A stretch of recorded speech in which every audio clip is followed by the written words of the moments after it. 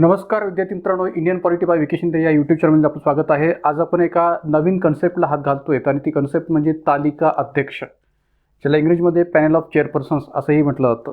आपल्याला माहिती असेल या ठिकाणी लोकसभा असो किंवा विधानसभा असो, या दोन्ही सभागृहांच्या पातळीवर असणारं हे पद आपल्याला पाहायला मिळू शकेल। तालिका अध्यक्ष हे पद जे काय आहे ते लोकसभा सभागृहातील अध्यक्ष किंवा उपाध्यक्ष पदाप्रमाणेच किंवा विधानसभा सभागृहातील अध्यक्ष उपाध्यक्षाप्रमाणेच तेवढंच महत्त्वाचं असतं। का तर या पदाचं महत्त्व हे या ठिकाणी जेव्हा अध्यक्ष किंवा उपाध्यक्ष या प्रकारचं जे काही पद आहे ते पद या ठिकाणी अनुपस्थित असतं, मी काय म्हणतोय अनुपस्थित असतं, तेव्हा या ठिकाणी या तालिका अध्यक्ष पदाचं असणारं महत्त्व हे निश्चितपणे आपल्याला सांगता येऊ शकेल। तर त्यामुळे पॅनल ऑफ चेअरपर्सन्स किंवा तालिका अध्यक्ष या पदाविषयीची या ठिकाणी विस्ताराने माहिती घेत असताना आपण दोन प्रकारच्या प्रश्नांचाही संदर्भ घेऊन एक प्रकारे या टॉपिकवर अधिकाधिक प्रकाश टाकण्याचा प्रयत्न करणार आहोत। तर तालिका अध्यक्ष या प्रश्नातून सुद्धा प्रश्न आयोगाने विचारलेले आहेत, मग ते पूर्व परीक्षा असो किंवा मुख्य परीक्षा असो, दोन्ही प्रकारच्या परीक्षामध्ये अशा प्रकारचे प्रश्न आयोगाने विचारलेले आपल्याला पाहायला मिळतील। तर त्यामुळे गट ब गट क मुख्य परीक्षा असो किंवा राज्यसेवा मुख्य परीक्षा असो, या दृष्टीने या दोन्ही प्रश्नांचा संदर्भ आपण पाहणार आहोत आणि त्याचबरोबर या तालिका अध्यक्ष नावाच्या घटकाची किंवा कन्सेप्टची विस्ताराने सुद्धा माहिती आपण घेणार आहोत, की जेणेकरून आपल्याला तालिका अध्यक्षपद कसं असतं आणि तालिका अध्यक्षपद नेमकं कोणती भूमिका पार पाडत असतं, कोणत्या परिस्थितीत पार पाडत असतं, या संबंध बाबींची या ठिकाणी विस्ताराने माहिती होऊ शकेल। आपल्याला जनरली हे माहिती असतं किंवा प्रोटेम स्पीकर किंवा हंगामी अध्यक्षपद या ठिकाणी आपल्याला माहिती असतं, पण हंगामी अध्यक्षपद किंवा लोकसभा अध्यक्षपद, विधानसभा अध्यक्षपद, उपाध्यक्षपद याची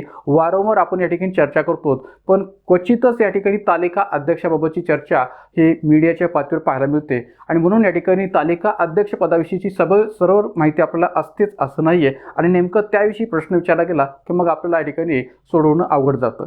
तर या आधीच्या अनेक प्रकारच्या एक्झाममध्ये या ठिकाणी प्रोटेम स्पीकरविषयी सुद्धा आयोगाने प्रश्न विचारलेले आहेत किंवा तालिका अध्यक्षाच्या प्रश्नातून सुद्धा प्रश्न विचारलेले आहेत। सर्वप्रथम आपण प्रश्न पाहूया आणि नंतर मग या टॉपिकच्या अनुषंगाने संबंध जी काही माहिती आहे त्या दृष्टीने विचार करूया। तर पाहूया पहिला प्रश्न। पहा, खालील विधाने विचारात घ्या। लोकसभेच्या प्रमुखांच्या गटाची म्हणजेच पॅनल ऑफ चेअरपर्सन्स निवड लोकसभा आपल्या सदस्यांमधून करते। जेव्हा लोकसभेच्या अध्यक्षांचे अथवा उपाध्यक्षांचे पद रिक्त असेल तेव्हा लोकसभेच्या प्रमुखांच्या गटातील सदस्य हा अध्यक्षपदी असू शकतो। सी, अध्यक्ष, उपाध्यक्ष आणि लोकसभेच्या प्रमुखांच्या गटातील व्यक्ती यांच्या अनुपस्थितीत राष्ट्रपतीद्वारे नियुक्त केलेल्या सदस्याद्वारे अध्यक्षांची कर्तव्ये पार पाडली जातात। वरीलपैकी कोणते विधान किंवा विधाने बरोबर आहे किंवा आहेत? फक्त ए, फक्त बी, ए आणि सी वरीलपैकी एकही नाही। तर मित्रांनो, एक लक्षात घ्या की जेव्हा आपल्याला तालिका अध्यक्ष किंवा या अध्यक्ष उपाध्यक्षांच्या अनुपस्थिती किंवा रिक्त असण्याच्या प्रश्नातून कोणत्याही प्रकारचा प्रश्न विचारला जाईल तेव्हा आपल्याला लोकसभेच्या स्तरावर याबाबतची तरतूद या ठिकाणी कलम 95 अंतर्गत केली गेलेली आहे हे माहिती असणं गरजेचं आहे, कारण की भारतीय राज्यघटनेमध्ये कलम 95 अंतर्गत या संबंध प्रश्नातून तरतूद जी काही विस्ताराने आपल्याला पाहायला मिळते। आता या प्रश्नाच्या अनुषंगाने जेव्हा आपण विचार करतो तेव्हा ठिकाणी पहिलं विधान पहा की लोकसभेच्या प्रमुखांच्या गटाची म्हणजेच पॅनल ऑफ चेअरपर्सन्स निवड लोकसभा आपल्या सदस्यांमधून करते। तर इथं जो उल्लेख केलेला आहे की लोकसभा आपल्या सदस्यांमधून करते, तर एक लक्षात घ्या की लोकसभेच्या सदस्यांमधूनच या पॅनल ऑफ चेअरपर्सन्सची किंवा तालिका अध्यक्षांची निवड होत असते, हे बरोबर आहे, पण ही निवड लोकसभा करते हे म्हणणं या ठिकाणी चुकीचं आहे आणि म्हणून या ठिकाणी एक प्रकारे लोकसभा या शब्दाचा संदर्भ विचार घेतला तर या ठिकाणी हे विधान जे काय ते चुकीचं आहे। का तर पॅनल ऑफ चेअरपर्सन्स याबाबतची जी काही निवड आहे ती लोकसभा अध्यक्ष स्वतः करत असतात, त्या ठिकाणी लोकसभा ती निवड करते असं म्हणणं चुकीचं आहे आणि म्हणून लोकसभा अध्यक्ष या पॅनल ऑफ चेअरपर्सन्स किंवा तालिका अध्यक्षांच्या दृष्टीने निवड करत असतात, या कारणामुळे या ठिकाणी पहिलं विधान चुकीचं आहे। दुसरं विधान, जेव्हा लोकसभेच्या अध्यक्षांचे अथवा उपाध्यक्षांचे पद रिक्त असेल, काय म्हटलेलं आहे? रिक्त असेल म्हणजे रिकामे असेल, व्हॅकंट असेल, तेव्हा लोकसभेच्या प्रमुखांच्या गटातील सदस्य हा अध्यक्षपदी असू शकतो। तर लोकसभेच्या प्रमुखांच्या गटातील म्हणजेच काय तर पॅनल ऑफ चेअरपर्सन्स असंच त्याचा अर्थ इथे घेतलेला आहे। तर जेव्हा लोकसभेच्या अध्यक्षांच्या अथवा उपाध्यक्षांचे पद रिक्त असेल तर रिक्त असताना या ठिकाणी कलम 95(1) मधल्या तरतुदीचा जर विचार केला, कलम 95(1) मधल्या तरतुदीचा जर विचार केला तर या ठिकाणी या रिक्त असण्याच्या परिस्थितीमध्ये लोकसभेच्या प्रमुख गटातील सदस्य हे अध्यक्षपदी असू शकतो हे म्हणणं सुद्धा चुकीचं आहे। का तर एक प्रकारे या ठिकाणी या कंडिशनमध्ये जेव्हा लोकसभा अध्यक्षपद आणि उपाध्यक्षपद रिक्त असतं त्या कंडिशनमध्ये राष्ट्रपती या प्रयोजनाकरता ज्या लोकसभा सदस्याला नियुक्त करेल तो हे काम पाहत असतो. मी पुन्हा एकदा सांगतोय की भारतीय राज्यघटनेच्या कलम 95(1) नुसार अशा कंडिशनमध्ये राष्ट्रपती ज्या लोकसभा सदस्याला या प्रयोजनाकरता नियुक्त करेल त्याच्याकडून ते काम पाहिलं जात असतं आणि त्यामुळे कलम 95(1) या तरतुदीचा विचार करता हे या ठिकाणी विधान जे काय आहे ते चुकीचं आहे. का तर या ठिकाणी इथं लोकसभेच्या प्रमुख गटातील सदस्य अध्यक्षपदी असू शकतो असं म्हटलेलं आहे, म्हणून हे विधान चुकीचं आहे. राहिला प्रश्न सी पर्यायाचा, तर अध्यक्ष, उपाध्यक्ष आणि लोकसभेच्या प्रमुख गटातील व्यक्ती यांच्या अनुपस्थितीत, आता इथं रिक्त म्हटलेलं नाहीये पहा, इथं काय म्हटलेलं आहे, अनुपस्थितीत राष्ट्रपतीद्वारे नियुक्त केलेल्या सदस्याद्वारे अध्यक्षांची कर्तव्ये पार पाडली जातात. तर हेही विधान या ठिकाणी चुकीचं आहे. का तर या ठिकाणी चुकीचा उल्लेख केलेला आहे की जेव्हा अध्यक्षपद, उपाध्यक्षपद अथवा लोकसभेच्या प्रमुख गटातील म्हणजेच पॅनल ऑफ चेअरपर्सन्स मधील व्यक्ती अनुपस्थित असेल तर अशा वेळेस लोकसभा ठरविल अशी व्यक्ती हे कामकाज किंवा हे अध्यक्षपदाचे कर्तव्य पार पडत असते. कोण? लोकसभा ठरविल अशी अन्य व्यक्ती. लोकसभा ठरवेल अशी अन्य व्यक्ती जी का आहे ती या अध्यक्षपदाचं कर्तव्य पार पडत असते, न की राष्ट्रपतीद्वारे नियुक्त केलेले सदस्य. आणि म्हणून कलम 95(2) नुसार ही तरतूद आपल्याला पाहायला मिळते की जेव्हा अध्यक्षपद किंवा उपाध्यक्षपद किंवा पॅनल ऑफ चेअरपर्सन्स या सर्वच पदांपैकी कोणीही जर उपस्थित नसेल किंवा अनुपस्थित असेल तर अशा वेळेस या ठिकाणी लोकसभा ठरवेल अशी अन्य व्यक्ती या अध्यक्षपदाचं कर्तव्य पार पडत असते, न की राष्ट्रपतीद्वारे नियुक्त सदस्य. आणि म्हणून या ठिकाणी सी हे विधान जे काय आहे ते चुकीचं आहे. तर तिन्ही विधाने चुकीची असल्यामुळे उत्तर आपल्याला सांगता येतं इथं वरीलपैकी एकही नाही. पर्याय क्रमांक 4 हे उत्तर आपल्याला स्पष्ट करता येईल. मग आता पहा की मी जो संदर्भ सांगितला किंवा कलम 95 मधल्या ह्या संबंध तरतुदी महत्त्वाच्या आहेत. कलम 95(1) मधील तरतूद असो किंवा कलम 95(2) मधील तरतूद असो, तर या अनुषंगाने या संबंध प्रश्नांसंबंधित थोडंसं विश्लेषण आपण पुढे पाहूया. मग आता पहा कलम 95 नुसार जो काही उल्लेख केलेला आहे शीर्षक वजा, कलम 95चं शीर्षक काय आहे, टायटल काय आहे ते पहा की उपाध्यक्ष किंवा अन्य व्यक्ती यांचा अध्यक्षपदाची कर्तव्य करण्याचा किंवा अध्यक्ष म्हणून कार्य करण्याचा अधिकार. कुणाचा अधिकार? तर उपाध्यक्ष किंवा अन्य व्यक्ती यांचा अध्यक्षपदाची कर्तव्य करण्याचा किंवा अध्यक्ष म्हणून कार्य करण्याचा अधिकार. कोणत्या परिस्थितीमध्ये, कशा परिस्थितीमध्ये, याचा विस्ताराने खाली उल्लेख केलेला आहे की जेव्हा या ठिकाणी अध्यक्षाच्या अनुपस्थितीमध्ये उपाध्यक्ष, त्याच्याही अनुपस्थितीमध्ये अन्य व्यक्ती या अध्यक्षपदाची कर्तव्ये पार पाडू शकतात किंवा अध्यक्षपदाच्या अधिकारांचा वापर करू शकतात. अशा कोणत्या कंडिशन्स, कोणत्या परिस्थितीचा विचार या ठिकाणी कलम 95 मध्ये केलेला आहे याचा संदर्भ पुढे विस्ताराने आहे. तर मग आता इथं पाहूया की कलम 95(1) नुसार अध्यक्षाचे पद रिक्त असताना, कुणाचे पद? अध्यक्षाचे पद जर या ठिकाणी रिक्त असेल, रिकाम असेल, वॅकंट असेल, तर ते पद रिक्त असताना या पदाची कर्तव्ये उपाध्यक्षाला, या पदाची कर्तव्ये उपाध्यक्षाला किंवा उपाध्यक्षाचेही पद रिक्त असेल, म्हणजे अध्यक्षाचे पद रिक्त असेल तेव्हा उपाध्यक्ष ती जबाबदारी पार पाडेल किंवा कर्तव्य पार पाडेल. कशाचं? अध्यक्षपदाचं. उपाध्यक्षही पद रिक्त असेल तर अशा वेळेस या ठिकाणी राष्ट्रपती त्या प्रयोजनाकरता ज्या लोकसभा सदस्याला नियुक्त करेल अशा व्यक्तीला ते कर्तव्य पार पाडावे लागेल. म्हणजे जेव्हा अध्यक्षांचंही पद रिक्त असतं, उपाध्यक्षांचंही पद रिक्त असतं, तेव्हा राष्ट्रपती या कामाकरता, कोणत्या? अध्यक्षांच्या कर्तव्य पार पाडण्याकरता किंवा अध्यक्षपदाचं कर्तव्य पार पाडण्याकरता एक प्रकारे ज्या व्यक्तीला नियुक्त करतील किंवा ज्या लोकसभेच्या सदस्याला नियुक्त करतील त्या व्यक्तीच्या माध्यमातून ते कार्य पार पाडलं जाईल, अध्यक्षपदाचं कार्य पार पाडलं जाईल. असा संदर्भ या कलम 95(1) मध्ये आपल्याला स्पष्ट करता येतो. म्हणून पुन्हा एकदा लक्षात घ्या की या ठिकाणी अध्यक्षाचे पद रिक्त असताना उपाध्यक्ष, उपाध्यक्षाचेही पद रिक्त असताना राष्ट्रपती त्या प्रयोजनाकरता ज्याला नियुक्त करेल अशा लोकसभेच्या सदस्याला ते कार्य करावे लागतील, असा उल्लेख कलम 95(1) मध्ये आहे.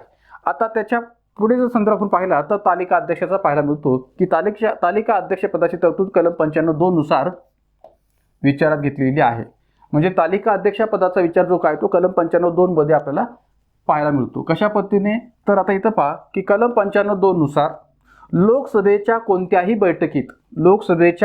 बैठकीत अध्यक्ष अनुपस्थित असताना, इथं आपण काय म्हटलं होतं? रिक्त असताना.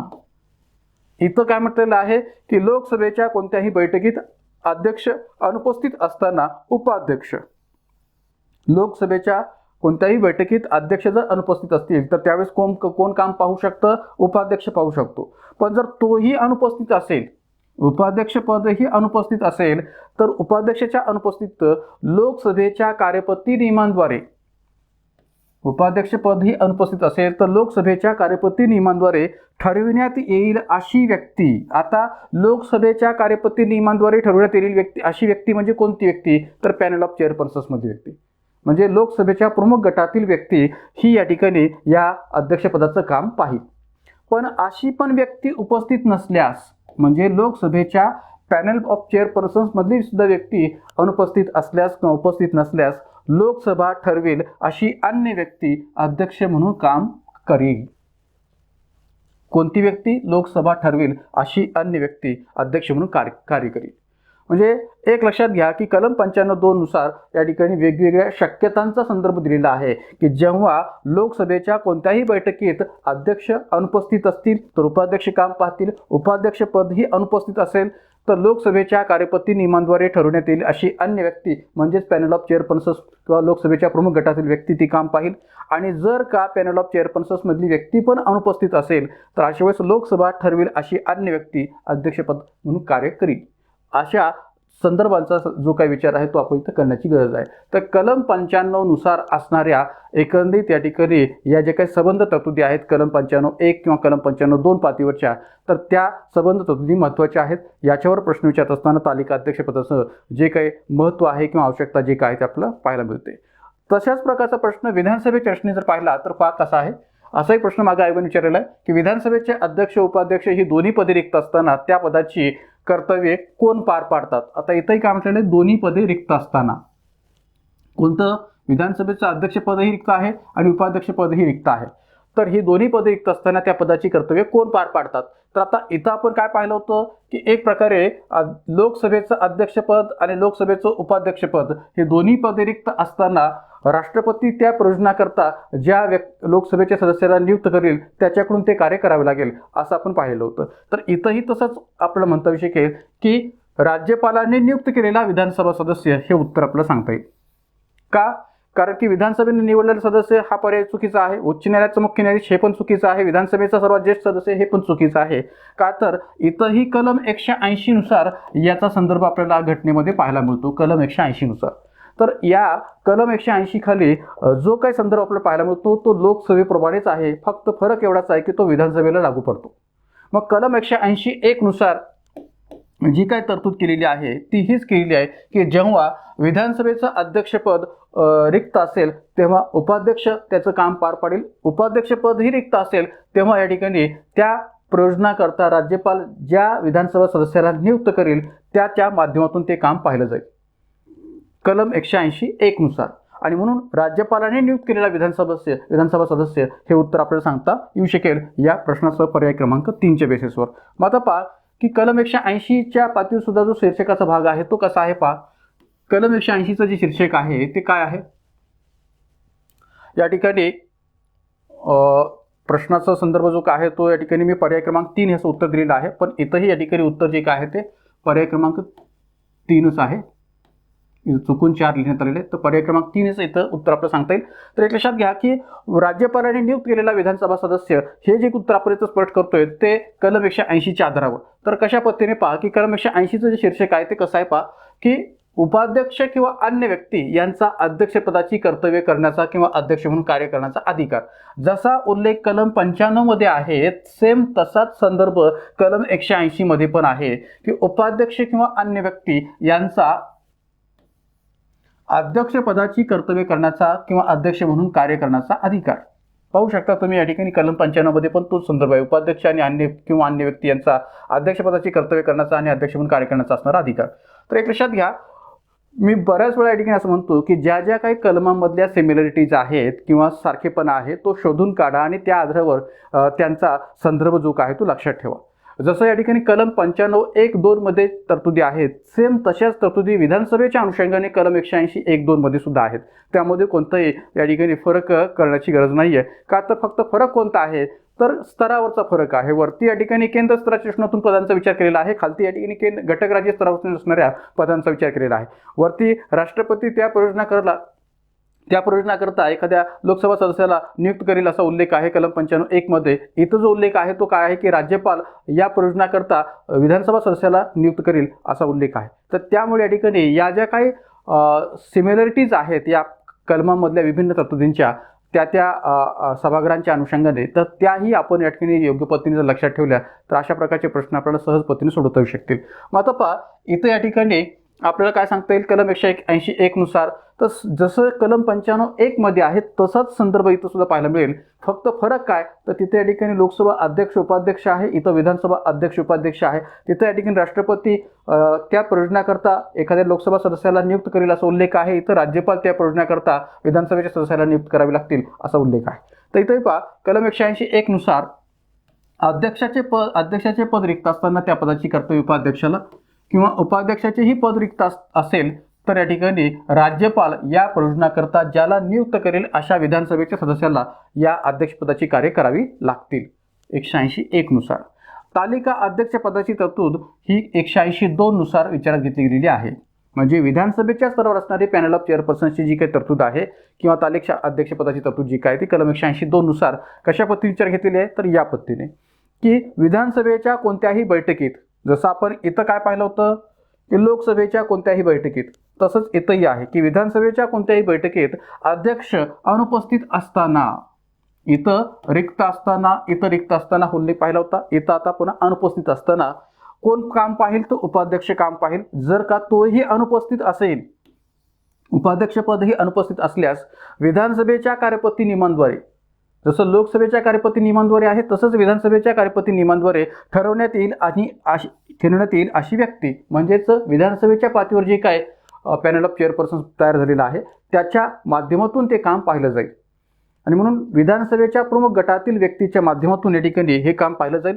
आणि अशीही व्यक्ती जर उपस्थित नसल्यास, म्हणजे पॅनल ऑफ चेअरपर्सन्स मधली सुद्धा व्यक्ती उपस्थित नसल्यास विधानसभा ठरवेल अशी अन्य व्यक्ती अध्यक्ष म्हणून कार्य करेल. विधानसभा ठरवेल अशी अन्य व्यक्ती अध्यक्ष म्हणून कार्य करेल. म्हणजे पहा की जर का घटनेतल्या अशा अनेक तरतुदी जर तुम्ही तपासून पाहिल्या किंवा जर शोधून पाहिल्या तर असं लक्षात येईल की बहुतांश तरतुदीमध्ये जी काही वाक्यरचना विचार घेतली गेलेली आहे, जी जशी संसदेच्या पातळीवर पाहायला मिळते किंवा संसदेच्या सभागृहांच्या पातळीवर पाहायला मिळते, तशीच ती या ठिकाणी घटक राज्यातल्या विधान परिषद सभागृहांच्या पातळीवर सुद्धा पाहायला मिळते. त्यामुळे या ठिकाणी अशा ज्या काही सिमिलरिटीज किंवा समानता ज्या आहेत त्या आपण शोधल्या तर बरीचशी कलमं आपल्याला त्या तरतुदींच्या सकट सहज पद्धतीने लक्षात ठेवता येऊ शकतील आणि त्यातल्या वाक्यरचना सुद्धा ते लक्षात ठेवता येऊ शकतील. आणि म्हणून जर का आपण कलम 95(1) आणि 2 मधली तरतूद पाहिली आणि कलम 181(1) आणि 2 मधली तरतूद पाहिली तर सहजपणे आपल्याला लक्षात येऊ शकेल की या ठिकाणी या तरतुदीमध्ये बहुतांश पातळीवरची वाक्यरचनेच्या पातळीवरची समानता आहे, भली पदांच्या पातळीवरचा थोडासा फरक असला तरी. आता जाऊया आपण या ठिकाणी या तालिका अध्यक्ष पदाच्या रचनातून. तर एक लक्षात घ्या की तालिका अध्यक्ष पदाचं असणारं या संसदीय पातळीवरचं महत्त्व किंवा घटक राज्य विधिमंडळाच्या पातळीवरचं असणारं महत्त्व हे तेवढंच आहे जेवढं या ठिकाणी एक प्रकारे लोकसभा अध्यक्ष किंवा उपाध्यक्षाचं असतं. आणि म्हणूनच या ठिकाणी कलम 95चं शीर्षक तुम्ही पहा किंवा कलम 180चं शीर्षक पहा की उपाध्यक्ष किंवा अन्य व्यक्ती या दृष्टीने जो उल्लेख केलेला आहे तर तो जो उल्लेख आहे तो या ठिकाणी त्या अध्यक्ष पदावरच्या अधिकारांच्या रचनातूनच केलेला उल्लेख आहे असं म्हटलं तरी चालेल. आणि म्हणून या ठिकाणी जे काही आपण या ठिकाणी हा संदर्भ लोकतालिका अध्यक्ष पदाचा पाहणार आहोत तो पाहत असताना या संबंध बाजू आपण लक्षात घेऊनच या ठिकाणी हा संदर्भ पाहणार आहोत. तर पुढे जाण्याच्या आधी छोटासा एक ब्रेक घेऊया आणि ब्रेकच्या माध्यमातून आपल्या इतर बॅचेसविषयी माहिती घेऊया. तर आपल्या Indian polity bye Vicky Shinde या ॲपच्या माध्यमातून सध्या ज्या काही बॅचेस चालू आहेत त्याविषयी थोडक्यात माहिती घेऊया. आगामी गट ब गट क मुख्य परीक्षा आणि राज्यसेवा मुख्य परीक्षा या दृष्टीतून आपल्या ज्या काही बॅचेस आहेत ते सध्या सुरू आहेत. गट ब गट ग मुख्य परीक्षेच्या दृष्टीतून असणारी आपली गट ब गट क मुख्य परीक्षा बॅच सध्या सुरू आहे. फक्त 1200 रुपयाच्या फीसमध्ये आपण मुख्य परीक्षेच्या सुधारित अभ्यासक्रमानुसार संबंध बॅच जी काय आहे ती आणि बॅचचा जो काही सिलेबस आहे तो प्राप्त करू शकता. अभ्यासक्रमाव्यतिरिक्त इतरही अनेक घटकांचा समावेश जो आहे तो या सिलेबसमध्ये किंवा एकत्रित या बॅचमध्ये केला गेलेला आहे. एकूण 60+ व्हिडिओज प्लस नोट्सच्या अनुषंगाने असणारी ही बॅच आहे. वॉच टाईम 3 पट आहे, व्हॅलिडिटी 6 महिने आहे. त्याचबरोबर या ठिकाणी राज्यसेवा मुख्य परीक्षा GS2 पार्ट 1ची बॅच पण सध्या आपल्या ॲपवर सुरू आहे आणि या GS2 पार्ट 1च्या अंतर्गत आपण हे संबंध घटक जे काय आहे ते या ठिकाणी कव्हर करणार आहोत. त्यामध्ये भारताचे संविधान, भारतीय संघराज्य व्यवस्था, भारतीय प्रशासनाचा उगम, राज्य शासन व प्रशासन, ग्रामीण आणि नागरी स्थानिक स्वराज्य संस्था, जिल्हा प्रशासन, पक्ष आणि हितसंबंधी गट आणि निवडणूक प्रक्रिया, असे हे जे काय 50% सिलेबस जो आहे ह्या GS2 पार्ट 1 मध्ये आपण कव्हर करणार आहोत या बॅचमध्ये. तर जनरली आपल्याला प्रश्न साहजिक आहे की या ठिकाणी GS2चा जो काही राज्यसेवा मुख्य परीक्षेचा पेपर आहे तो काही पार्ट 1 आणि पार्ट 2 मध्ये विभागलेला नाहीये, पण तरीही या ठिकाणी विद्यार्थ्यांच्या मागणीस तो आपण या ठिकाणी त्याची 2 भागात विभागणी करून ज्यांना या ठिकाणी पार्ट 1 हवा आहे त्यांच्यासाठी पार्ट 1 विचार घेतलेला आहे आणि ज्यांना पार्ट 2 च्या प्रश्नातून विचार करायचा त्यांच्यासाठी पार्ट 2 आपण विचार घेतलेला आहे. पार्ट 2 मध्ये फक्त नवीन घटकांचा समावेश आपण केलेला आहे की जेणेकरून या ठिकाणी त्याला अधिकाधिक मागणी आहे म्हणून. मग आता पहा, एक लक्षात घ्या की या 8 घटकांचा विचार जो काय तो तुम्ही या GS2 पार्ट 1 च्या स्पेशल बॅचमध्ये करू शकता. एकूण 80+ व्हिडिओज प्लस नोट्सच्या रचनातून असणारी ही बॅच आहे. वॉच टाईम 3 पट आहे आणि व्हॅलिडिटी 8 महिने आहे.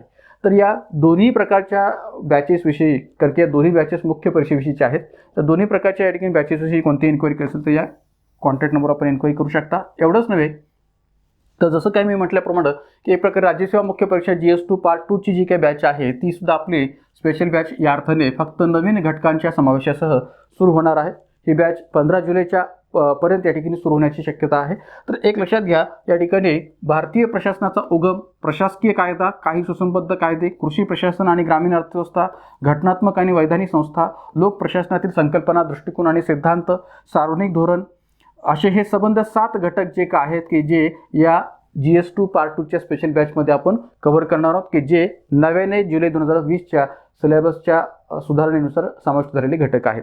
तर याच्यामध्ये या ठिकाणी काही सुसंबद्ध कायदे हा टॉपिक पहिल्यांदाही होता, पण नवीन कायदे काही त्याच्यामध्ये समाविष्ट झालेले त्यासह आपण त्याचा विचार जो काय तो करणार आहोत. प्रशासकीय कायदा याही टॉपिकमध्ये काही नवीन घटक समाविष्ट झालेले आहेत. तर असे जे काही नवीन घटक आणि नवीन सिलेबस समाविष्ट झालेले जे काही संबंध घटक आहेत ते आपण या बॅचमध्ये कव्हर करतोय. एकूण 70+ व्हिडिओज प्लस नोट्सची ही बॅच आहे. वॉच टाईम 3 पट आहे. कालावधी आहे 8 महिने. आणि त्याचबरोबर या बॅचमध्ये आपल्याला कॉम्प्लिमेंटरी इतरही काही या ठिकाणी जे काही आपले पार्ट 2 मध्ये मोडणारे संबंध घटक आहेत त्याच्याविषयीच्या नोट्सही प्राप्त होतील. जसं प्रसार माध्यमे, शिक्षण पद्धती, सार्वजनिक सेवा असे जे काही घटक आहेत की जे या ठिकाणी या पार्ट 2 च्या सिलेबसमध्ये मी घेतलेले नाही आहेत, तर त्यांच्या नोट्ससुद्धा आपल्याला याच्यामध्ये कॉम्प्लिमेंटरी प्राप्त होतील. तर एक प्रकारे एकूण 1200 रुपयांच्या फीसमध्ये ही GS2 पार्ट 2 फक्त नवीन घटकांचा समावेश असलेली जी काही बॅच आहे ती सध्या आपली आगामी कालखंडात सुरू होणार आहे. लवकरच ही बॅच आपली सुरू होणार आहे. तर याही बॅचबाबतची कोणती एन्क्वायरी करायची असेल तर आपण या कॉन्टॅक्ट नंबरवर या ठिकाणी इन्क्वायरी करू शकता. त्याचबरोबर ज्यांना कोणाला या ठिकाणी व्हिडिओज बेसिसवर बॅच नको आहे आणि केवळ PDF नोट्स बॅच हवी असेल तर त्यांच्याकरता सुद्धा PDF नोट्स बॅच सध्या आपली अवेलेबल आहे आपल्या ॲपवर. तर गट ब गट क मुख्य परीक्षेच्या रचनातून सुधारित अभ्यासक्रमाची PDF नोट्स बॅच फक्त 540 रुपयामध्ये आपली अवेलेबल आहे. एकूण 40+ PDF फाईल्स याच्यामध्ये अवेलेबल होतील. घटकनिहाय प्रश्न विश्लेषणही नोट्स आपल्याला याच्यामध्ये प्राप्त होतील आणि PDF डाउनलोड करून प्रिंट पण करता येऊ शकेल. तर फक्त PDF नोट्स बॅचच्या रूपाने गट ब गट ग मुख्य परीक्षेची राज्यव्यवस्थेची ही बॅच आपला अवेलेबल आहे. आणि त्याचबरोबर GS2 ची संपूर्ण PDF नोट्स बॅच हवी जर असेल राज्यसेवा मुख्य परीक्षेच्या रचनातून तर ती पण आपली सध्या आपल्या ॲपवर अवेलेबल आहे. संबंध राज्यसेवा मुख्य परीक्षेच्या GS2 च्या 20ही घटकांच्या ज्या काही नोट्स आहेत त्या याच्यामध्ये आपल्याला अवेलेबल होतील. तर साधारणपणे या ठिकाणी संपूर्ण पेपरच्या नोट्स याच्यामध्ये अवेलेबल आहेत. एकूण 100+ PDF फाईल्स आहेत. सुधारित अभ्यासक्रमाप्रमाणे संबंध नोट्स आहेत जुलै 2020 मधल्या सुधारित अभ्यासक्रमाप्रमाणेच आणि PDF डाउनलोड करून याचीही प्रिंट आपल्याला काढता येऊ शकेल. तर याबाबतच्या चौकशी करता या कॉन्टॅक्ट नंबरवर आपण इन्क्वायरी करू शकता. आता जो आपण आपल्या मूळ मुद्द्याकडे तो म्हणजे तालिका अध्यक्ष पदाचा भाग. तर एक लक्षात घ्या की मगाशी जो काही प्रश्नामध्ये संदर्भ मी सांगितलेला होता की एक प्रकारे पहिला जो प्रश्न आपण पाहिला लोकसभेच्या अनुषंगाने तर त्यात जो उल्लेख केला होता तो काय उल्लेख केला होता पहा की लोकसभेच्या प्रमुख गटांची म्हणजे पॅनल ऑफ चेअरपर्सन्स यांची निवड लोकसभा आपल्या सदस्यांमधून करते. लोकसभा आपल्या सदस्यांमधून करते असं जे काही म्हटलेलं गेलेलं आहे या प्रश्नामध्ये ते चुकीचं का? तर मी काय म्हटलं होतं किंवा लोकसभा ही या ठिकाणी करत नसते तर ती कोण करत असते? लोकसभा अध्यक्ष करत असतो. लोकसभेच्या सदस्यांमधूनच ही निवड होते पण या ठिकाणी कोण करतं? तो लोकसभा अध्यक्ष करत असतात. तर ती नेमकी कशी करत असतात याचा संदर्भ आपण या ठिकाणी पुढे विस्ताराने पाहूया. लोकसभेच्या कार्यपद्धती नियमांद्वारे लोकसभा अध्यक्ष कोण? लोकसभा अध्यक्ष हे लोकसभेच्या सदस्यांमधून 10 व्यक्तींची नियुक्ती अध्यक्षीय पॅनलवर करतात. 10 व्यक्तींची नियुक्ती हे अध्यक्षीय पॅनलवर करतात. म्हणजेच या पॅनल ऑफ चेअरपर्सनच्या दृष्टिकोनातून ही निवड 10 व्यक्तींची लोकसभा अध्यक्ष करत असतात. थोडक्यात काय तर थोडक्यात लोकसभा अध्यक्ष नामित किंवा नेमलेल्या सदस्यांची ही एक तालिका वेळोवेळी बनवली जात असते. वेळोवेळी का बनवली जात असते याचं कारण मी पुढे सांगणारच आहे. याला वेळोवेळी असं का म्हटलं गेलेलं आहे याचं कारण पुढे मी सांगणारच आहे. तर एक लक्षात घ्या, लोकसभा अध्यक्षाकडून नामित किंवा नेमलेल्या सदस्यांची ही तालिका वेळोवेळी बनवली जात असते की जी 10 व्यक्तींची मिळून बनवलेली असते, ज्याला पॅनल ऑफ चेअरपर्सन्स किंवा तालिका अध्यक्ष किंवा तालिका अध्यक्षपदाची असणारी एक प्रकारे समिती असंही आपल्याला म्हणता येऊ शकेल. तर तालिका अध्यक्षास दुसऱ्याही एका नावाने संबोधलं जातं, ते म्हणजे कार्याध्यक्ष. तालिका अध्यक्षाचं दुसरंही एक नाव संबोधलं जातं ते म्हणजे कार्याध्यक्ष. आता कार्याध्यक्ष का तर एक लक्षात घ्या की जेव्हा आपल्याकडे अध्यक्षपद किंवा उपाध्यक्षपद हे अनुपस्थित असतं तेव्हा या ठिकाणी या तालिका अध्यक्षाचा विचार जो काय तो पुढे येतो आणि म्हणून त्यांना कार्याध्यक्ष असं म्हणणं साहजिक आहे की या दोन्ही पदांच्या अनुपस्थितीमध्ये कार्य करणारे कार्याध्यक्ष, या अर्थाने त्यांना कार्याध्यक्ष असंही संबोधलं जातं. अध्यक्ष उपाध्यक्ष हे सभागृहाच्या बैठकीसाठी उपस्थित नसतील तेव्हा या तालिकेतील 10 तालिका अध्यक्षांमधून, कारण की ही 10 व्यक्तींची तालिका असते, तर अशा या 10 तालिका अध्यक्षांमधून एखादी व्यक्ती त्यावेळीची बैठक अध्यक्षता या ठिकाणी करत असतो. कारण की या 10 पैकी सगळेच उपस्थित असतील असंही नाहीये आणि त्यामुळे या 10 तालिका अध्यक्षांपैकी एखादी व्यक्ती त्यावेळची बैठकीची अध्यक्षता करतो, म्हणजे त्यावेळच्या लोकसभेच्या बैठकीची अध्यक्षता जो काय तो करतो. कोणत्या परिस्थितीत अध्यक्ष उपाध्यक्ष हे दोघेही जर उपस्थित नसतील तर या 10 तालिका अध्यक्षांमधून एखादा व्यक्ती या त्यावेळच्या बैठकीची अध्यक्षता करीत असतो. जर अध्यक्ष उपाध्यक्ष आणि 10 तालिका अध्यक्ष किंवा कार्याध्यक्ष यापैकी कोणीही उपस्थित नसेल तर आता पहा की जी काही तरतूद आपण कलम 95(2) मध्ये पाहिली किंवा कलम 182(2) मध्ये या ठिकाणी पाहिली, त्याचा संदर्भ आपल्या इथं पुन्हा एकदा पाहायला मिळतो की जर अध्यक्ष उपाध्यक्ष आणि 10 तालिका अध्यक्ष किंवा कार्याध्यक्ष यापैकी कोणीही उपस्थित नसेल तर सभागृह अन्य सदस्याला निवडते. सभागृह अन्य सदस्याला निवडते म्हणजे लोकसभा ठरवेल अशी अन्य व्यक्ती किंवा विधानसभा ठरवेल अशी अन्य व्यक्ती हे त्या वेळेस त्या सभागृहाचं कामकाज पाहते. तर अशा या परिस्थितीमध्ये सभागृह अन्य सदस्याला निवडते आणि आता पुढचा जो संदर्भ आहे तो खूप महत्त्वाचा आहे. आणि उक्त व्यक्तींपैकी म्हणजे कोणत्या व्यक्तींपैकी तर अध्यक्ष उपाध्यक्ष आणि 10 तालिका अध्यक्ष या संबंध उक्त व्यक्तींपैकी कोणीही एक म्हणजे अध्यक्ष सभागृहात येईपर्यंत किंवा उपाध्यक्ष सभागृहात येईपर्यंत किंवा या 10 तालिका अध्यक्षांपैकी कोणी सभागृहात येईपर्यंत तालिका अध्यक्ष म्हणून तो काम पाहतो. कोण काम पाहतो? हा अन्य सदस्य की ज्याला सभागृहाने या ठिकाणी निवडलेलं असतं. म्हणून नीट समजून घ्या की अध्यक्ष उपाध्यक्ष आणि 10 तालिका अध्यक्ष यापैकी कोणीही उपस्थित नसेल किंवा अनुपस्थित असेल तर सभागृह अन्य सदस्याला निवडते आणि हा अन्य सदस्य म्हणून असणारा जो व्यक्ती आहे तो उक्त व्यक्तींपैकी म्हणजेच अध्यक्ष उपाध्यक्ष आणि 10 तालिका अध्यक्ष यापैकी कोणीही एक सभागृहात उपस्थित होईपर्यंत किंवा येईपर्यंत हा अन्य सदस्यातला जो व्यक्ती आहे तो तालिका अध्यक्ष म्हणून या ठिकाणी काम पाहत असतो किंवा काम पाहतो. म्हणजे या अन्य सदस्याची जी काही निवड या ठिकाणी अध्यक्षपदाच्या दृष्टिकोनातून विचार घेतली गेलेली आहे ती तात्पुरती आहे, हंगामी आहे की या संबंध व्यक्तींपैकी कोणतीही व्यक्ती हजर होईपर्यंत उपस्थित होईपर्यंत तो या ठिकाणी तालिका अध्यक्ष म्हणून काम पाहत असतो किंवा सभागृहाचं अध्यक्षपदाचं कामकाज पाहत असतो.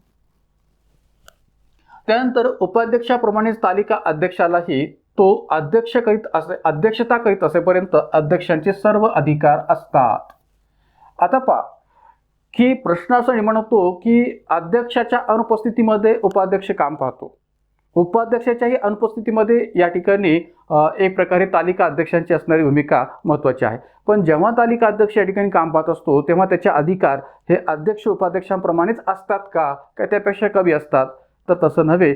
ज्यावेळेस हा तालिका अध्यक्ष अध्यक्षपदाच्या पदावर येतो किंवा अध्यक्षपदाचं कामकाज पाहत असतो त्याचं महत्त्व हे त्या अध्यक्ष उपाध्यक्षांप्रमाणेच असतं, त्यापेक्षा कमी नसतं. आणि म्हणून या ठिकाणी या तालिका अध्यक्षाच्या माध्यमातून अध्यक्षता करीत असेपर्यंत अध्यक्षांचे सर्व अधिकार त्याला असतात. सर्व अधिकार त्याला असतात. तालिका अध्यक्षाने दिलेला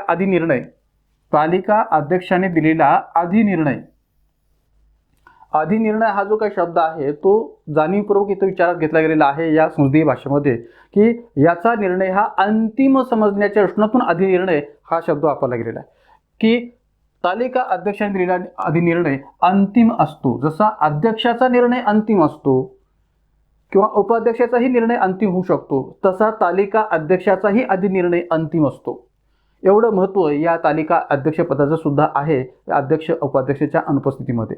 आणि म्हणून या ठिकाणी या तालिका अध्यक्षाने दिलेला अधिनिर्णय सुद्धा अंतिम असतो. ज्या प्रकरणी तो अधिनिर्णय दिलेला असतो, ज्या प्रकरणी किंवा ज्या संदर्भात तो अंतिम अधिनिर्णय दिलेला असतो, त्या संबंधात अध्यक्षाने दिलेल्या अधिनिर्णया इतकाच बंधनकारक असतो.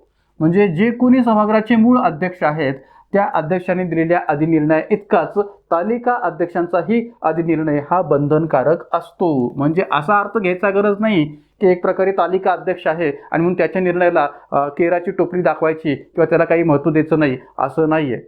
जेवढं महत्त्व अध्यक्षांच्या अधिनिर्णयाला आहे किंवा अध्यक्षांच्या अधिनिर्णयाला जेवढं बंधनकारक समजलं जातं तेवढंच या ठिकाणी बंधनकारक तालिका अध्यक्षाच्याही निर्णयाला समजलं जातं. आणि म्हणून या ठिकाणी अध्यक्षांनी दिलेल्या अधिनिर्णय इतकाच तालिका अध्यक्षांचाही अधिनिर्णय बंधनकारक असतो. मात्र कार्याध्यक्ष किंवा तालिका अध्यक्ष, आता असं जरी असलं तरी कार्याध्यक्ष किंवा तालिका अध्यक्ष महत्त्वाचे प्रश्न निर्णयासाठी अध्यक्षाकरता तसेच ठेवू शकतो. कोणते महत्त्वाचे प्रश्न? भलेही त्यांचे अधिनिर्णय हे अध्यक्षा इतके बंधनकारक असले तरी काही असे महत्त्वाचे प्रश्न आहेत की जे महत्त्वाचे प्रश्न ते निर्णयासाठी अध्यक्षाकरता राखून ठेवू शकतात. कोण? हे तालिका अध्यक्ष. काही महत्त्वाचे प्रश्न हे निर्णयासाठी अध्यक्षाकरता ठेवू शकतात. तालिका अध्यक्ष अध्यक्षाच्या स्थानावर असेपर्यंत, म्हणजे अध्यक्ष पदावर असेपर्यंत किंवा अध्यक्षाच्या स्थानावर आसनस्थ असेपर्यंत त्यांच्या वर्तनाबद्दल अनुद्गार किंवा अनुदार असे उद्गार काढणे किंवा निंदा करणे हा सभागृहाचा अवमान समजला जातो.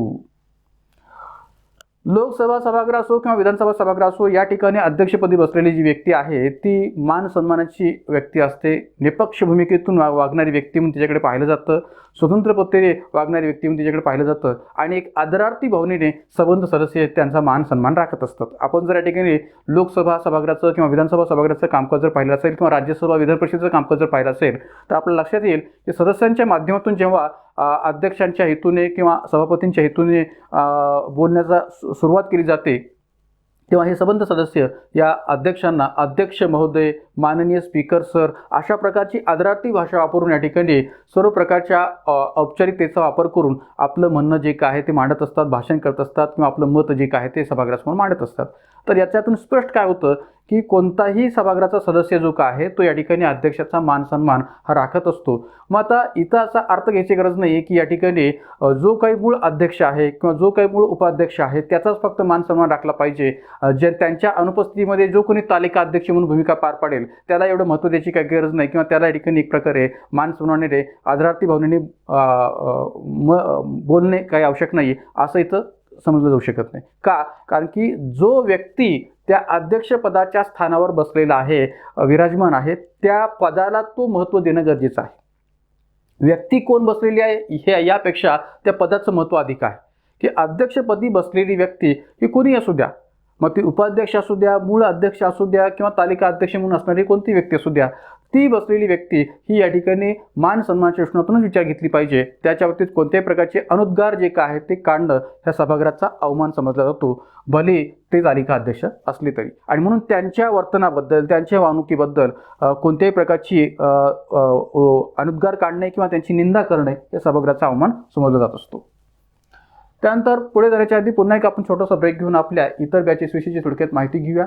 तर एक प्रकारे पंचायत राज आणि नागरी सुशासन स्पेशल बॅच सुद्धा आपली ॲपवर आपल्या सुरू आहे. 70% डिस्काउंटसह फक्त 300 रुपयाच्या फीसमध्ये ही बॅच आपली सध्या ॲपवर अवेलेबल आहे. एकूण 20+ व्हिडिओज प्लस नोट्सच्या दृष्टीतून असणारी ही संबंध बॅच आहे. वॉच टाईम 3 पट आहे, व्हॅलिडिटी 6 महिने आहे. तर संबंध राज्यसेवा मुख्य परीक्षा असो किंवा गट ब गट क मुख्य परीक्षा असो या दोन्ही अर्थाने उपयोगाची असणारी ही बॅच आहे आणि निश्चितच या ठिकाणी या संबंध सिलेबसचा आपल्याला या परीक्षेचे फायदा होऊ शकतो. दुसरी गोष्ट, या ठिकाणी घटनावस्ती आणि कलमे स्पेशल बॅच सुद्धा आपली सध्या ॲपवर सुरू आहे. फक्त 100 रुपयाच्या फीसमध्ये ही बॅच आपल्याला अवेलेबल आहे. घटनावस्ती आणि कलमे यांची एकत्रित सांगड घालून कलमांचं आणि घटनावस्तीचं विस्तृत विश्लेषण आपल्याला या बॅचमध्ये पाहायला मिळेल. घटनावस्ती आणि कलमा यांची विशेष प्रश्न विश्लेषण सुद्धा आपल्याला या बॅचमध्ये पाहायला मिळेल.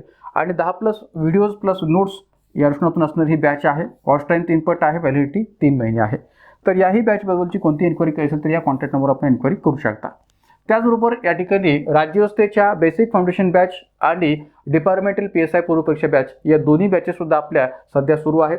ज्यांना कोणाला या ठिकाणी 2024 सेशनातून राज्यसेवा पूर्व परीक्षा, गट ब गट क पूर्व परीक्षा आणि सर्व सेवा सेशनातून तयारी करायची आहे त्यांच्याकरता ही बेसिक फाउंडेशन बॅच ही निश्चितच फायदेशीर आहे.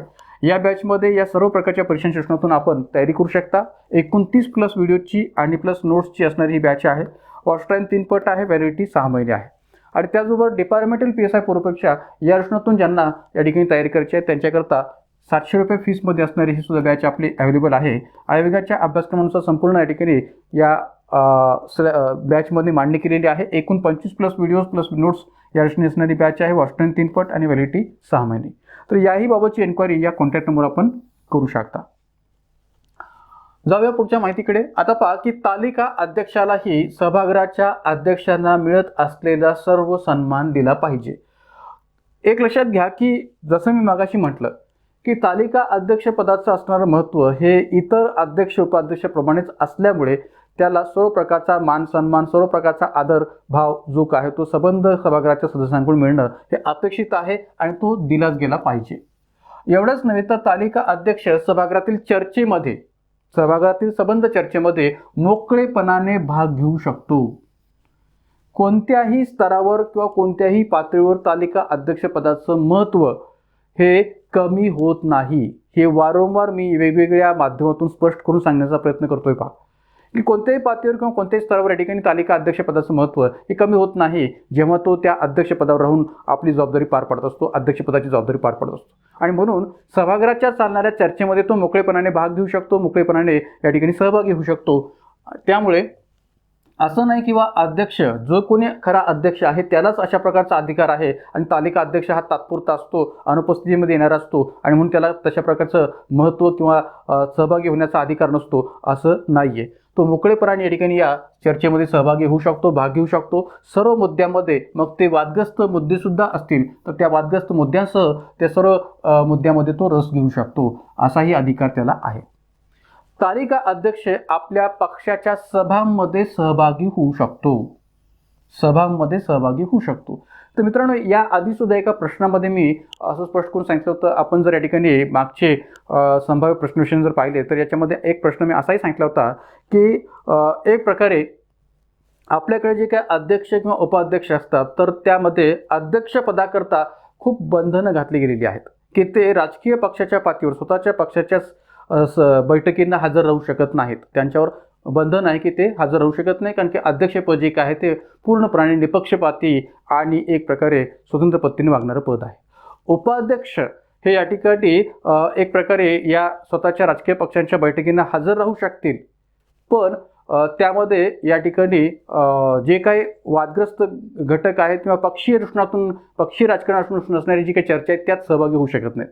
म्हणजे अध्यक्षांना तर पक्षीय बैठकींना हजर राहण्याचं बंधन नाहीच आहे, म्हणजे हजर राहू नयेच असं त्यांनी म्हटलं गेलेलं आहे. हजर राहणं हे चुकीचं आहे असं म्हटलं गेलेलं आहे. त्यांच्या एकंदरीत स्वतंत्र भूमिकेचा विचार करता, निपक्षपाती भूमिकेचा विचार करता, म्हणजे अध्यक्षांना कोणत्याही प्रकारच्या पक्षीय बैठकींना हजर राहता येत नाही, उपस्थित राहता येत नाही. त्यांच्यावर ते बंधन घातलेलं आहे, निर्बंध घातलेले आहेत असं म्हटलं तर चालेल. पण उपाध्यक्षांना जरी या ठिकाणी बैठकींना हजर राहता येत असलं पक्षाच्या, तरी त्यामध्ये ते वादग्रस्त घटकाविषयी किंवा पक्षीय दृष्टीतून असणाऱ्या बाबतीविषयी सहभागी होऊ शकत नाहीत किंवा या ठिकाणी एक प्रकारे मत मांडू शकत नाहीत. म्हणजे उपाध्यक्षांच्याही बाबतीत काही निर्बंध घातलेले आहेत. पण तालिका अध्यक्षपदाच्या बाबतीत जर विचार केला तर तालिका अध्यक्ष जो काय आहे तो कायमस्वरूपी आहे का? नाहीये, तो कायमस्वरूपी नाहीये.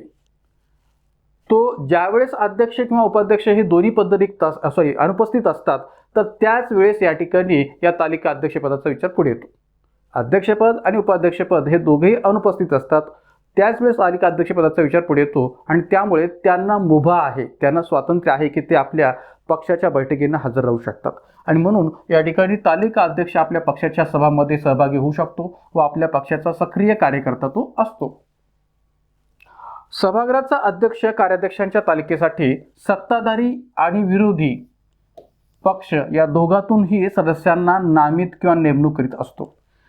जे काही मागाशी मी स्पष्ट केलं की या पॅनल ऑफ चेअरपर्सन्समध्ये कोणाला नामित करायचं, कोणाला नियुक्त करायचं याचा अधिकार कुणाकडे आहे, तर त्या सभागृहाच्या अध्यक्षांकडे आहे. मग तो लोकसभा अध्यक्षांकडे असो किंवा विधानसभा अध्यक्षांकडे असो, तो त्यांच्याकडे आहे. तर जे काही सभागृहाचे अध्यक्ष आहेत ते या कार्याध्यक्षाच्या पदी किंवा तालिका अध्यक्षपदी कुणाचा विचार करू शकतात, तर सत्ताधारी पक्षातल्या सदस्यांचाही विचार करू शकतात, विरोधी पक्षातल्या सदस्यांचा विचार करू शकतात. म्हणजे असं नाही की या ठिकाणी इथं सत्ताधारी पक्षातले सदस्य या तालिका अध्यक्षपदी असले पाहिजेत असं काही नाही आहे. सत्ताधारी पक्षातले सुद्धा सदस्य किंवा विरोधी पक्षातले सदस्य दोघांचाही विचार या ठिकाणी या तालिका अध्यक्षपदी अध्यक्षांकडून होत असतो आणि म्हणून या दोन्ही पक्षातून या ठिकाणी सदस्यांना नामित हा अध्यक्ष करीत असतो.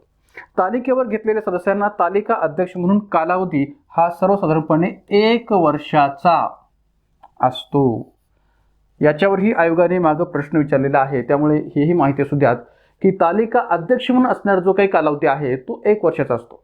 आणि म्हणून मी मागाशी म्हटलं की वेळोवेळी या ठिकाणी अध्यक्ष हे तालिका 10 तालिकांचे जे काही 10 व्यक्तींची जी काही तालिका आहे ती बनवत असतात. हे वेळोवेळी जो शब्द मी वापरला तो या अर्थाने की वेळोवेळी हा जो काही शब्द आहे तो कोणत्या अर्थाने आहे, तर एक प्रकारे प्रत्येक तालिका अध्यक्षपदी असणाऱ्या किंवा तालिका अध्यक्ष म्हणून ज्यांची नामित नावं होतात किंवा ज्यांची नेमणूक होते त्यांचा जो काही कार्यकाल आहे तो 1 वर्षांचाच विचार घेतला जातो. मात्र याचा अर्थ असा नाही की एकदा नामित केलेला सदस्य हा पुन्हा नामित होत नाही असं नाही.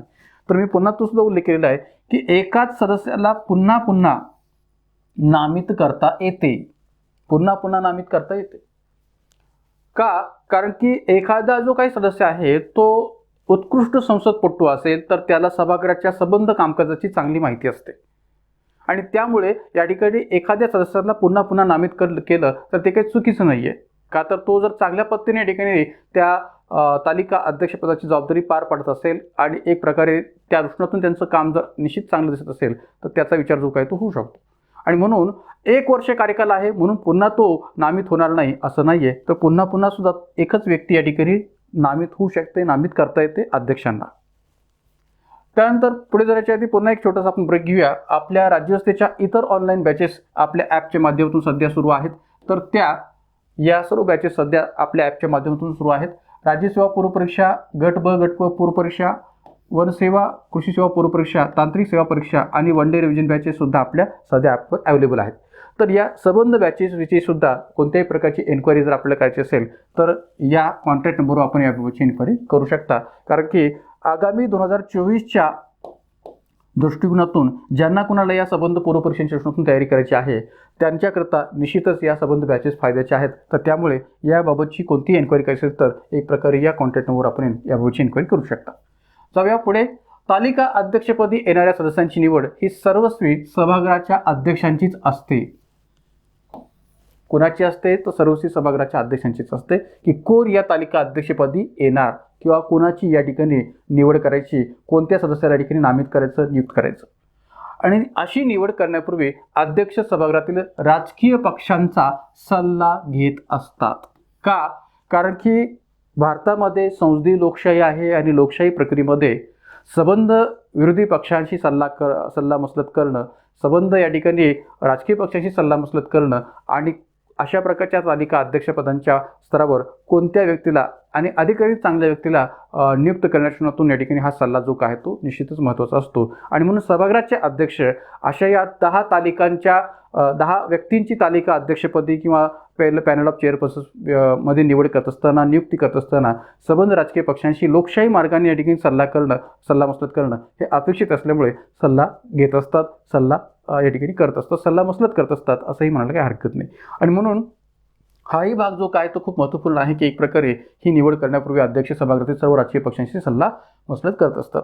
तर एकूणच तालिका अध्यक्षाची ही भूमिका जी काय आहे ती अध्यक्ष उपाध्यक्ष पदांप्रमाणेच महत्त्वाची आणि जबाबदारीपूर्ण आहे, हे मान्य करायला काही हरकत नाही. म्हणजे वारंवार मी ज्या गोष्टीचा उल्लेख केला की तालिका अध्यक्षपद हे कमी समजण्याची गरज नाही आहे. भलेही हे पद या ठिकाणी अध्यक्ष आणि उपाध्यक्षांच्या अनुपस्थितीमध्ये या ठिकाणी अध्यक्षपदाची जबाबदारी पार पडत असलं तरी या पदाचं असणारं महत्त्व आणि या पदाची असणारी भूमिका ही तेवढीच या ठिकाणी महत्त्वाची आहे जेवढी अध्यक्ष आणि उपाध्यक्षांची असते. आणि त्यामुळे हे पद या अध्यक्ष आणि उपाध्यक्ष पदांप्रमाणेच तेवढंच महत्त्वाचं आहे आणि तेवढंच जबाबदारपूर्ण आहे, हे मान्य करायला काही हरकत नाही. तर जाता जाता एक यादी मी रेगिंग स्पष्ट करतोय की जी पॅनल ऑफ चेअरपर्सन्सची लोकसभेच्या स्तरावर पाहायला मिळते. तर एक लक्षात घ्या की ही जी काही यादी आहे, जरी मी या ठिकाणी या 10 लोकांची यादी इथं स्पष्ट केली असली तरी याच्यामध्ये वेळोवेळी बदल होत असतात. का तर कार्यकाल जो काय तो 1 वर्षाचा असतो. त्यामुळे लोकसभा अध्यक्षांना पॅनल ऑफ चेअरपर्सन्समधल्या संबंध व्यक्तींची वेळोवेळी या ठिकाणी बदल करण्याचा अधिकार असतो. तर एकंदरीत या ठिकाणी या टॉपिकच्या माध्यमातून आपण या टॉपिकवरच्या प्रश्नांवरही प्रकाश टाकलेला आहे आणि या कन्सेप्टवरच्या संबंध माहितीला सुद्धा आढावा घेतलेला आहे. तर अशाच प्रकारच्या वेगवेगळ्या कन्सेप्ट आणि त्यावरच्या प्रश्नांचा संदर्भसुद्धा आपण या ठिकाणी आगामी कालखंडात आपण पाहणार आहोत. तर संभाव्य प्रश्नोत्तरण बेरीज तर आपली चालूच आहे, पण त्याचबरोबर या ठिकाणी आपल्या सिलेबसमधल्या अशा वेगवेगळ्या कन्सेप्ट आणि त्याबाबतच्या प्रश्नांचा संदर्भसुद्धा आपण आगामी कालखंडात अशाच पद्धतीने चालू ठेवणार आहोत. तर या ठिकाणी मी पुन्हा एकदा विनंती करतो की आपल्या यूट्यूब चॅनलला अधिकाधिक सबस्क्राईब करा, लाईक करा, शेअर करा आणि अशा प्रकारच्या माहितीला प्राप्त करण्यासाठी आपल्या टेलिग्राम चॅनलला सुद्धा या ठिकाणी जॉईन व्हा. धन्यवाद.